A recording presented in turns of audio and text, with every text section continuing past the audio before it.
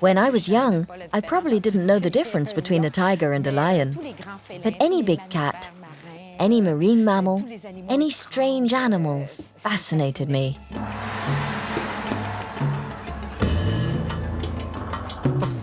For anyone of my age, a job working with animals was a hobby. My 85-year-old mother still tells me that one day I'll have a proper job, because right now what I do is a nice hobby. So she still doesn't really believe anyone can make a living working with animals. I think they're the most beautiful primates I ever saw in my life. Magnificent.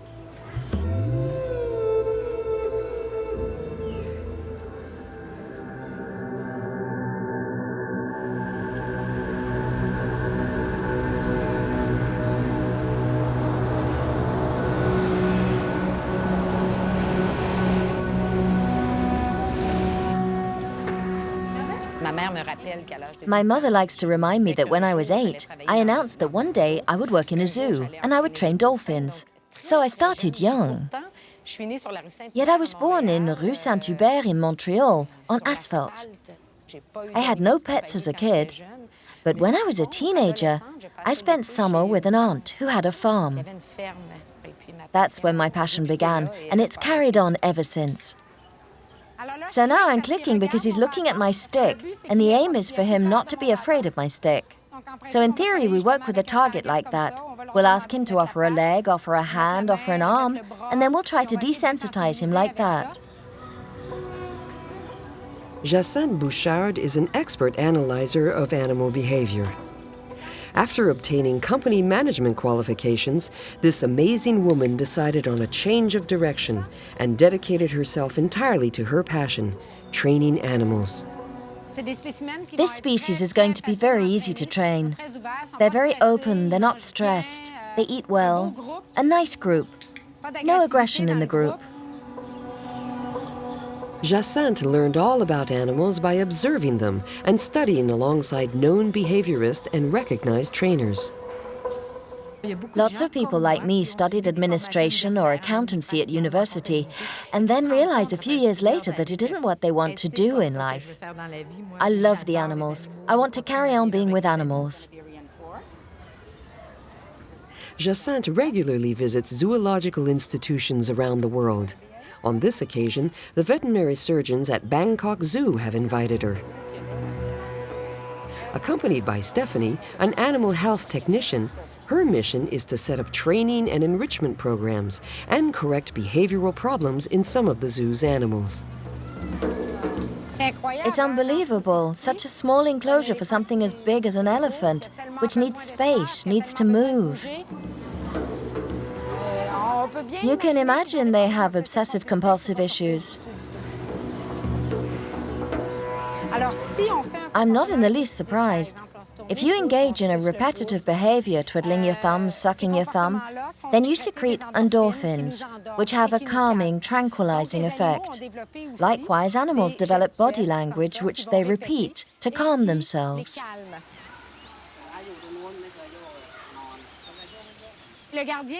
The warden thinks the animal's actions were triggered by frustration and not being able to go inside. It's hot outside and he's desperate to go indoors and be cooler. So it's possible for the human to go in this enclosure and the bear inside. Okay. The bears are back inside now, so we'll try to change their environment to see if the bears still show deviant behavior. Let's see.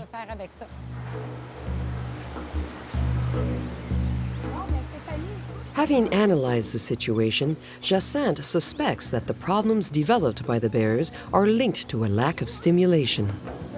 So what I'm saying is that I'm just going to try to break these patterns and see how he's reacting with. And second, I'd like to stimulate his smell by putting chickens but high. So if I put a piece of chicken there and a piece of chicken there and see how he can stimulate by new smells.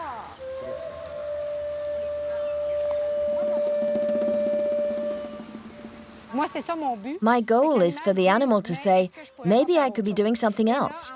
And by wanting to do something else, it'll try to find what we've hidden. So let's do it. The bears won't be out of their cage for a few hours yet. So Jacinthe decides to start a training exercise with a lioness. The vets at the zoo would like to be able to treat the animal without always having to anesthetize it. The purpose of the exercise is to try to get her to let us administer a vaccination in the rear muscle. So we'll try to get her to come nearer.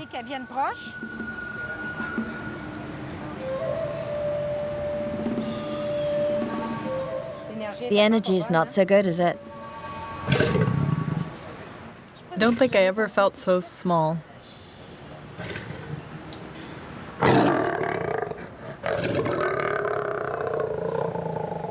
I'm sure this lion received shots. Did you have a shooter with the Sarbacane? Like that, yeah. So she thinks it's a Sarbacane. It's what happens when veterinary care is done so quickly you need to immobilize the animal. Then when you want to try a training session, it reacts as soon as there's something new in the environment. She's convinced we're going to give her an injection, give her some veterinary treatment, and she's scared to death. These annual vaccinations are necessary. They need biomedical care. It's important to work on this from the outset because in the situation she's in, it's going to be a long process before she accepts it. Because she has an aversion to it. So we're starting from scratch with her, which is sad.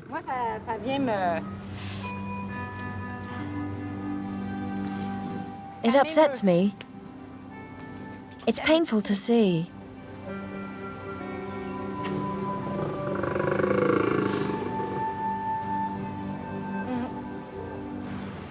Poor cat.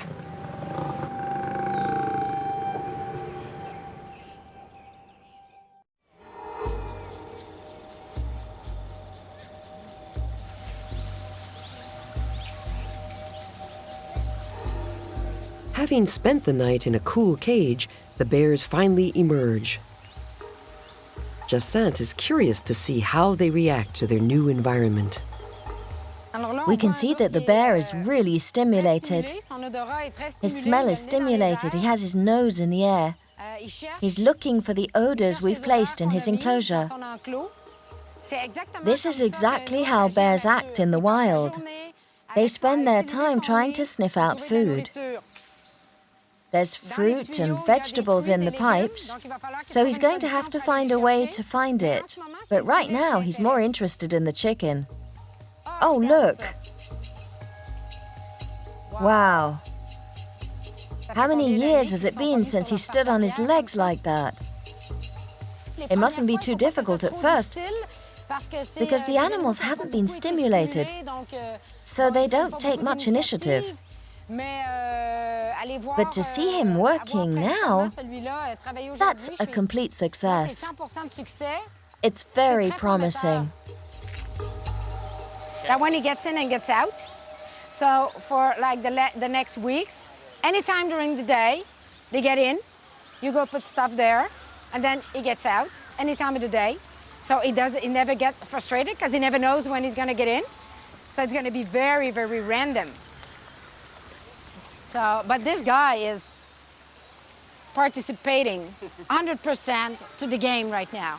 So I really, really like it.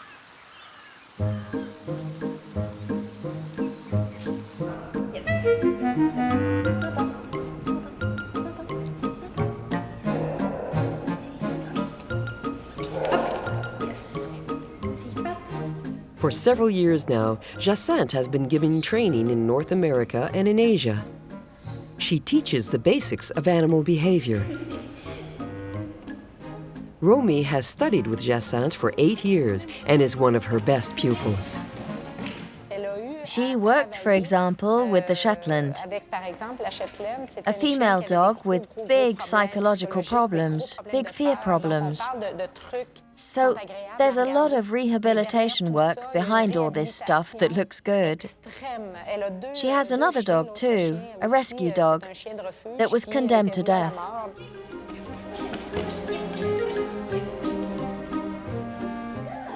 You develop a relationship with dogs. When you make them understand something new, it's really good fun. When you see in their eyes light up because they understand what you're trying to say, then they learn something new. That's what I really like.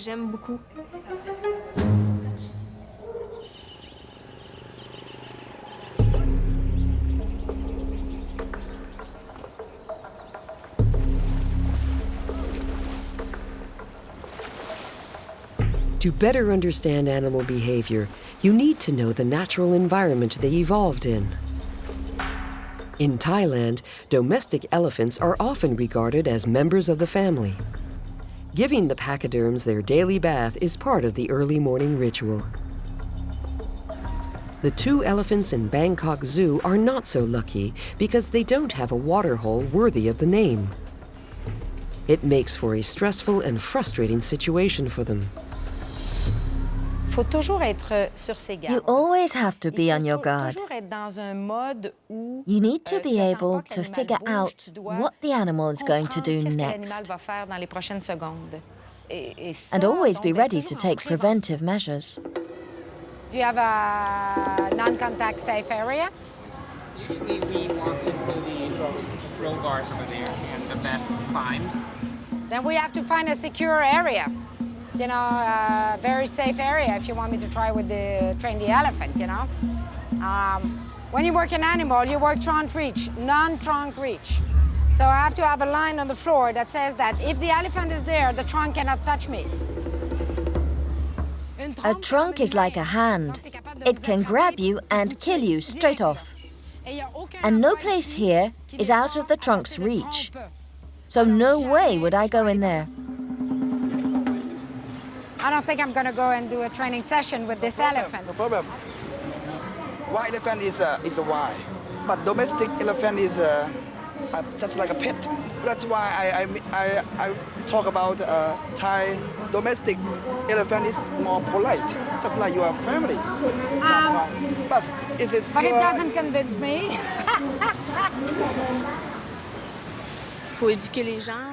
People need to be educated. That's why Jacinthe is here, to help them, to make them realize what needs to be done. We really need to ensure that things will be changed. I just touched them. They don't seem... Maybe if I spent a week here, I'd trust them more. They're extraordinary animals, though.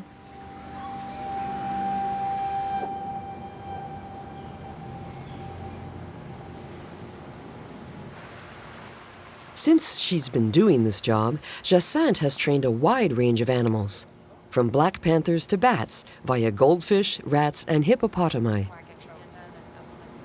According to her, the workings of the brain are the same regardless of the animal. It's a matter of finding what they want, then motivating them to adopt the behavior you want so that they earn their reward. And what I'm looking right now is for, put your weight there. Okay. Leave your weight there, you know?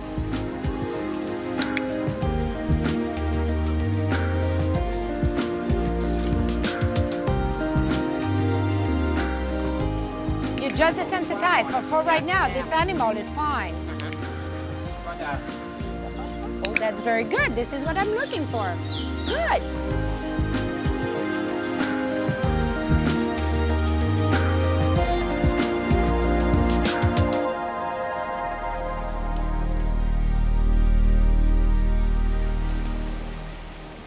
After her time at Bangkok Zoo, Jacinthe Bouchard leaves the hubbub of the city to go to a place she's particularly fond of, Tiger Temple.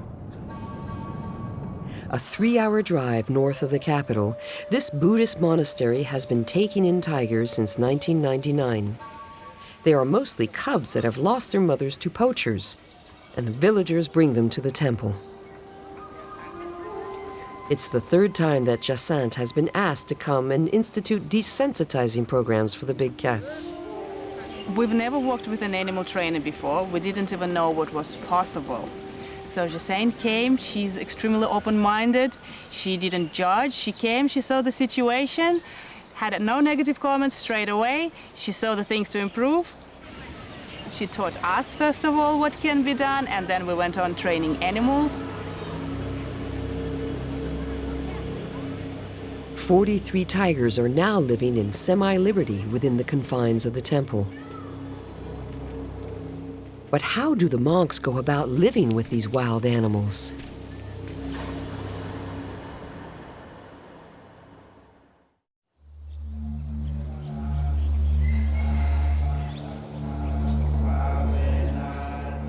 Every morning, the temple rituals begin with prayers before breakfast. Jacinthe is invited, along with the young tigers. Their wild side is subdued because they're impregnated.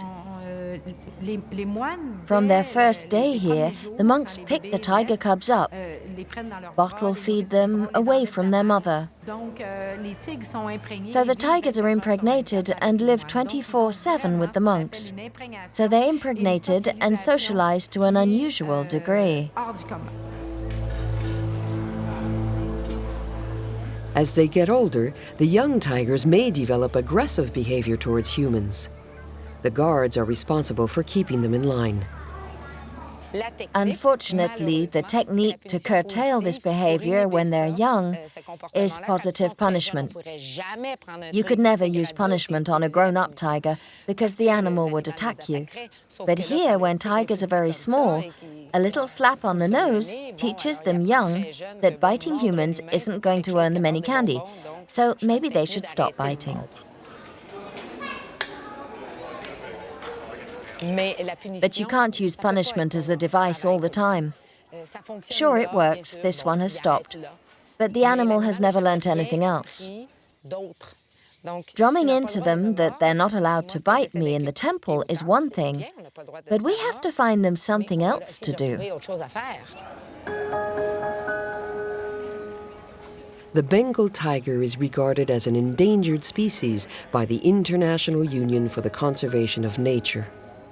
In Thailand, there are only around 300 left in the wild. Deforestation and poaching are the main reasons for its decline. With a birth rate curve on the increase, could the temple tigers help repopulate the Thai forests? Tigers will reproduce pretty much anywhere, anyhow, with any other tiger.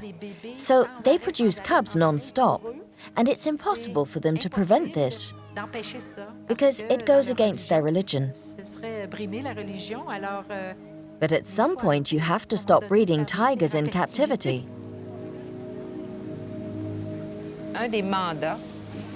One of the temple's mandates is to try to re-assimilate these tigers into the wild. You have to realize that with no control over the tiger's mating, their young, the genetics, it's very difficult to release them into the wild. And secondly, any tiger living in the wild needs to know how to hunt. The cubs then need to be taught at a young age how to kill prey, which is technically impossible to do in a temple, as any kind of killing, including flies or ants, is forbidden. So it's impossible to have a program of re-assimilation within the temple. On your far left-hand side, that's the queue for regular photos. Those photos are free. My dream for the temple would be for the tigers to be kept in a huge natural enclosure, with trainers able to train them without any contact. That's to say, tigers could express their natural predatory instincts with no more walking them around on a leash. So visitors think, hey, next week I'm going to buy myself a tiger. They're so cute. So I'd like all that to stop, with animals being trained while preserving their natural behavior.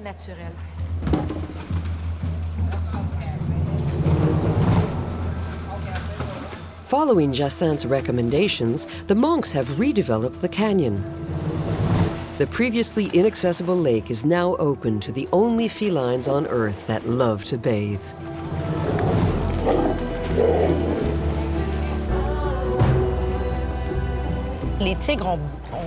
In the wild, tigers need to hunt to find food. But in captivity, they don't miss hunting because they're well fed. The main thing is to stimulate them and keep them busy. A tiger that's mentally stimulated has fewer problems, a better immune system, better health, and is under less stress. If a tiger becomes bored in its enclosure, it may well start to show signs of obsessive-compulsive behavior, the kind you often see in zoos, where tigers walk back and forth in front of the cage door. You don't see problems like that in the temple.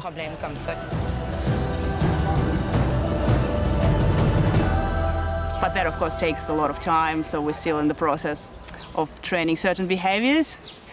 But most importantly, we've learned so much from her. So now we try to follow on her recommendations, and we developed a number of programs.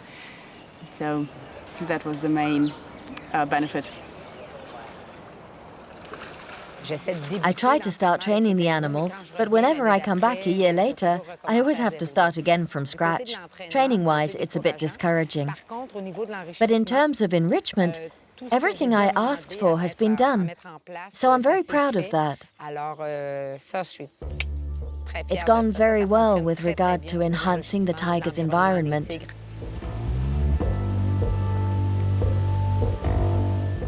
Every animal I come into contact with teaches me something. I have to do some soul-searching every time I'm faced with an animal that approaches me differently. So it's up to me to adjust.